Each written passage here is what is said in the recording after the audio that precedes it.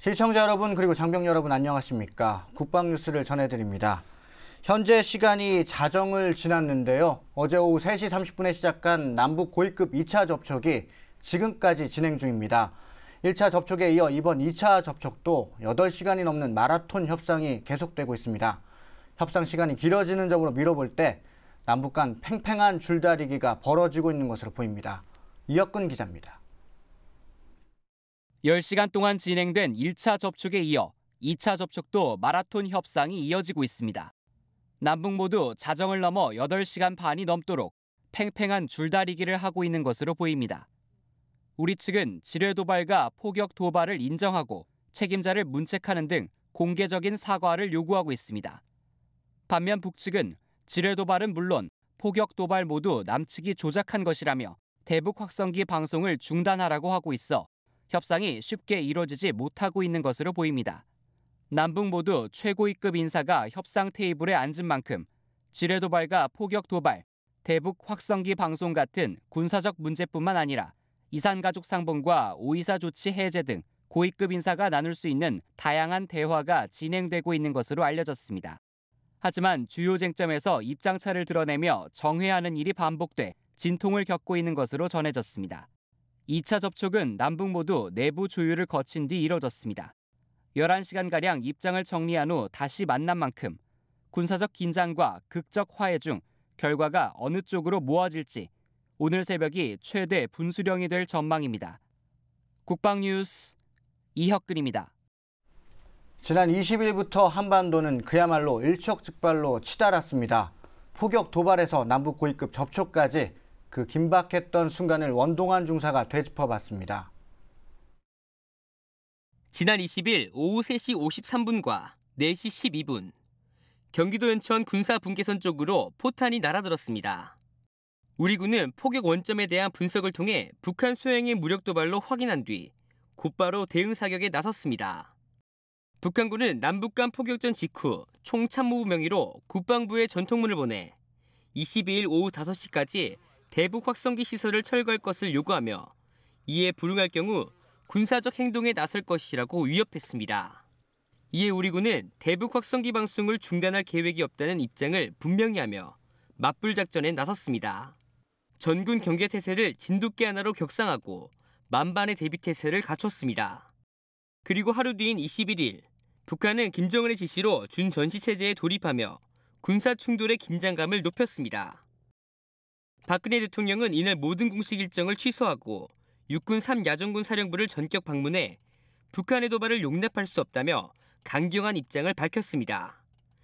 선조치 후보고 원칙을 강조하며 현장 지휘관들에게 적이 또다시 도발하면 가차없이 단호하게 즉각적으로 대처할 것을 지시했습니다. 한민구 국방부 장관은 이날 저녁 8시 아쿠아일로로 치닫고 있는 남북 대치 상황에 대한 대국민 담화를 발표했습니다. 북한이 추가 도발하면 혹독한 대가를 치를 것이라며 북한 도발의 악순환 고리를 끊겠다는 강력한 우리 군의 의지를 밝힌 겁니다. 대북 심리전은 계속됐고 북한군의 특이 동향 없이 하루를 보낸 한반도는 북한의 최후 통첩 시한이 가까워오면서 긴장감은 극에 달했습니다. 그리고 22일 오전 한미 양국은 합참의장 간 전화 통화를 통해 북한의 위협에 공감하며 긴밀히 협력할 것을 다시 한번 확인했습니다. 하늘에선 한미연합 공군이 강원도 동해상에서 경기 오산 기지까지 한반도를 가로지르는 비행으로 북한을 압박했습니다. 북한군이 포착 가능한 위치에서 한미동맹의 굳건함을 과시하는 무력 시위 비행이었습니다.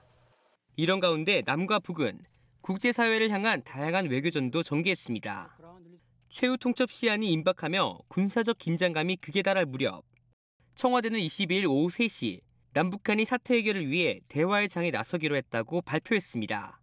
남북은 이날 오후 6시 30분부터 다음 날 4시 15분까지 판문점 평화의 집에서 마라톤 협상을 벌였지만 의견을 모으지 못하고 23일 오후 3시 다시 접촉을 재개했습니다. 포격 도발 이후 남북 고위급 접촉까지 긴박했던 순간이었습니다. 국방뉴스 원동환입니다.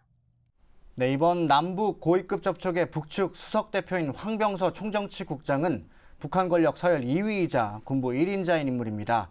그리고 대표로 참석하는 김양건 노동당 비서는 대남 정책의 1인자로 불리고 있습니다. 김재현 기자입니다. 북측 수석 대표인 황병서 총정치국장은 북한 정권의 실세 중에 실세로 꼽힙니다. 인민군 차수인 황병서 총정치국장은 북한군을 이끄는 군부 서열 1위로 현재 노동당 정치국 상무위원과 국방위원회 부위원장 등 핵심 직책을 겸하며 실질적인 권력 서열 2위로 매김하고 있습니다. 특히 권력과 정책 결정의 핵심인 노동당 정치국 상무위원은 김정은 제1위원장과 황병서 총정치국장, 헌법상 국가수반인 김영남 최고인민회의 상임위원장 단 3명뿐입니다. 김정은 제1위원장의 생모 고영희가 생전에 그를 후계자로 세우기 위한 물밑 작업을 할 때 앞장서서 작업을 추진했고 이런 인연으로 김정은과 가장 가까운 인물이 된 것으로 알려졌습니다. 김양건 노동당 비서는 김정일 국방위원장 시절부터 통일전선부장을 맡아 대남 정책을 주도해온 핵심 인물 중 하나입니다. 2007년 노무현 대통령과 김정일 위원장의 남북 정상회담을 성사시킨 북측 주역으로 당시 회담에 유일하게 배석해 김정일 위원장을 단독으로 보좌했습니다. 황병서 총정치국장과 김양건 노동당 비서는 지난해 10월 인천 아시안게임 폐막식에 김정은 제1위원장의 사실상 특사 자격으로 방한해 경색된 남북관계를 풀어나가려는 노력을 보이기도 했습니다.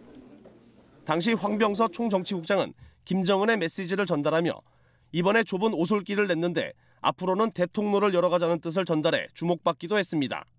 결국 김정은 제1위원장이 핵심 실세인 두 사람을 고위급 접촉에 내보낸 것은 이번 사태를 대화 국면으로 돌리면서 남북관계 개선을 타진하기 위한 것으로 보입니다. 국방뉴스 김재한입니다. 네, 현재 시간이 12시 6분, 7분을 향해 가고 있습니다. 남북 고위급 접촉이 아직도 진행 중인데요. 북한군의 움직임이 심상치 않습니다. 고위급 접촉 전에 비해 포병 전력은 2배 이상 증가했고 북한군 잠수함과 잠수정의 70%가 기지에서 이탈해 식별되지 않고 있습니다.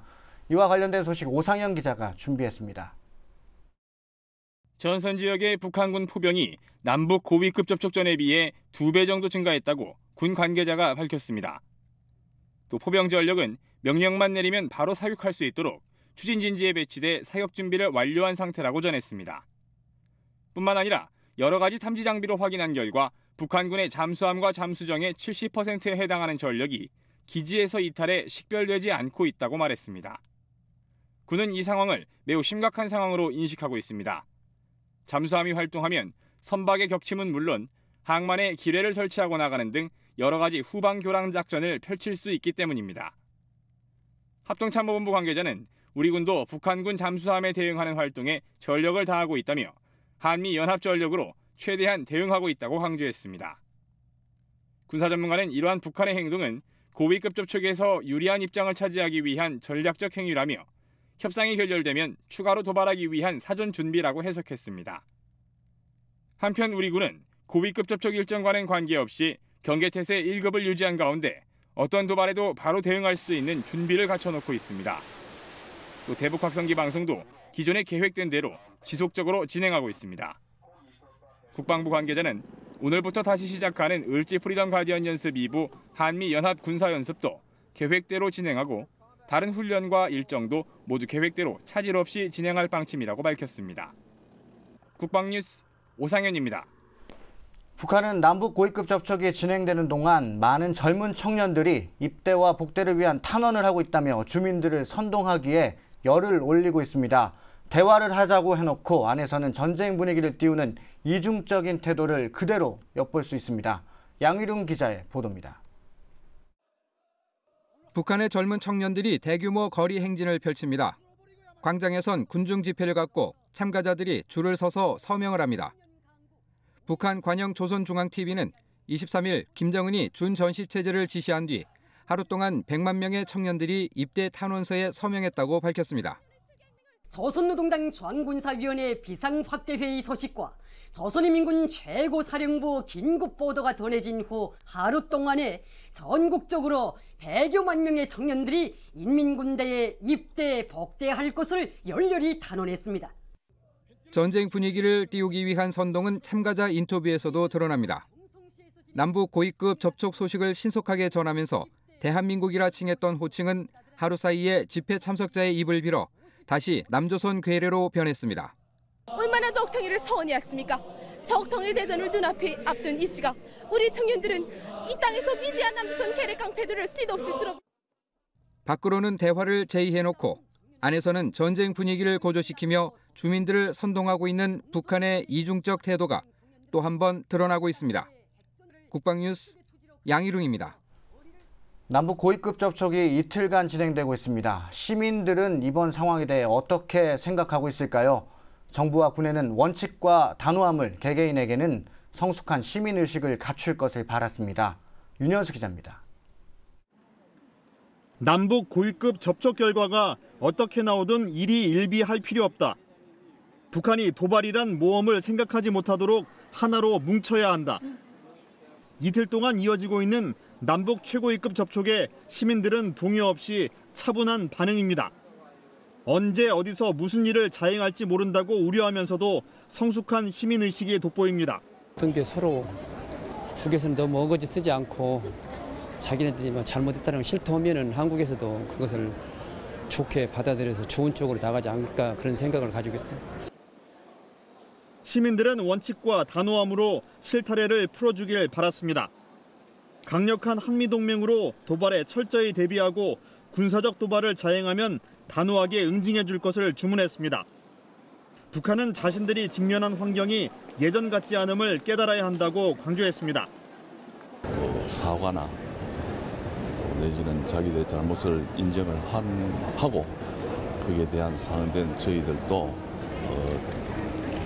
북한에 대해서 대화를 할 것은 해야 된다고 봅니다. 군 장병들이 지금도 고생을 많이 하고 있지만 의연한 자세로 북한을 우리가 이길 수 있다. 이러한 자신감을 가지고 충실히 임무에 임해줬으면 좋겠습니다. 억지로 긴장을 피하려고 하면 긴장은 더 가까이 달라붙는다면서 북한에 단호한 메시지를 줘 북한의 행동을 제어할 수 있길 바랐습니다. 답답하게 끌려다니지만 말고 대한민국 주도로 상황을 이끌라는 겁니다. 무조건 퍼주갖고 우리가 준다고 해서 상책이 아닌 거고 적당한 선에서 어떤 긴장 무드도 북에 전달할 수 있는 게 옳은 것 같다고 저는 생각했습니다. 지금 박근혜 정부에서 계속 그 긴장을 유지하고 있는 것은 옳은 정책이라고 저는 생각하고 있습니다. 원칙에 따른 단호한 대응으로 정부와 군의 방침에 무한 신뢰와 힘을 실어주는 분위기. 이번에야말로 앞뒤가 다른 상투적인 화전 양면 전술은 더 이상 통하지 않는다는 걸 깨닫게 해줘야 할 때라고 시민들은 입을 모았습니다. 국방뉴스 윤현수입니다. 남북 고위급 접촉이 이뤄지고 있지만 북한의 이중적 태도에 긴장을 늦출 수 없는데요. 특히 접촉 지역 주민들의 불안감은 더 클 수밖에 없습니다. 사흘째 대피소에서 생활하고 있는 연천군 주민들 소식을 송민아 기자가 전합니다. 연천군 중면사무소에 마련된 대피소는 사흘째 주민들의 생활터로 이용됐습니다. 주민들은 오후 내내 남북 고위급 접촉 내용에 귀 기울이며 사태 추이를 지켜봤습니다. 사흘째 대피소 생활을 하는 주민들은 가까운 거리의 집에도 마음 편히 다녀올 수 없는 현실에 조금씩 지쳐가는 모습입니다. 3일째 지금 피신을 하고 계시는데 피곤하고 지쳐있는 상태로 계시고 있어요. 농번기라 농산일을 하루라도 손 놓을 수 없는 주민들은 잠시 일상으로 돌아가기도 했습니다. 주민들은 남북 고위 접촉이 무사히 끝나길 바라면서 우리 군이 지켜주기에 두렵지 않다는 말도 전했습니다. 아유, 무사히 끝나야죠. 그저 서로 합의해가지고. 정부에서 회담이 잘 돼서 상황이 좋아지면은 열어주겠지. 그거 군인들이 다 알아서 민간인은 지켜주고 그러는데 뭐 그렇게 크게 걱정이야. 대한민국 군인 화이팅이야. 연천군 주민들은 재개된 고위급 접촉에서 평화와 화해의 소식이 들려오길 기대하고 있습니다. 불안한 마음을 떨쳐버리고 평범한 일상으로 돌아가길 바라는 연천 군민들의 간절한 소원이 하루빨리 이루어지길 기대해봅니다. 지금까지 연천군 중면사무소에서 국방뉴스 송민아입니다. 남북 간 긴장이 최고조에 달했던 긴박한 상황에서 아들을 군에 보낸 한 아버지의 편지가 화제입니다. 아버지는 국방부 공식 페이스북에 아들에게 보내는 편지를 올렸는데요.